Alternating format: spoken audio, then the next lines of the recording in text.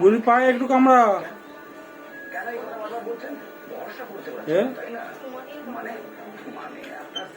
সম্মান শ্রদ্ধা আরো বেড়ে গেল।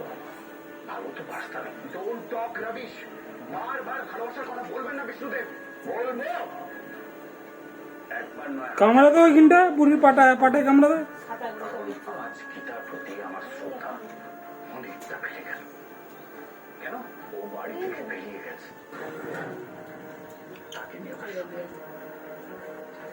বেরিয়ে গেছে কারণ ও জানে এই সমাজটা কি কুৎসিত। ও জানে আপনাদের পরিবারের সবাই ঢুকে পড় ভিতরে। ও জানে আপনার মনে ওকে নিয়ে সন্দেহ।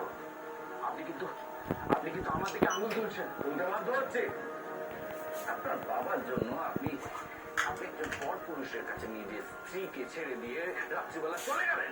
আপনি একজন পুরুষ মানুষ। আপনার লজ্জা করে না? মুখ সামলে কথা বলুন। আমার বাবা অসুস্থ ছিল। আমার বাবাকে স্ট্রেস নিতে বারণ করেছে।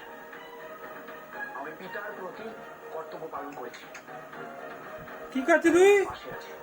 ও তাই বুঝি তাই। আর স্ত্রীর প্রতি ভালোবাসা তার কি হবে? টুনটুনি কি খাচ্ছ? বলি আর দুটো বাহুর মধ্যে গীতা কোথায় বলুন?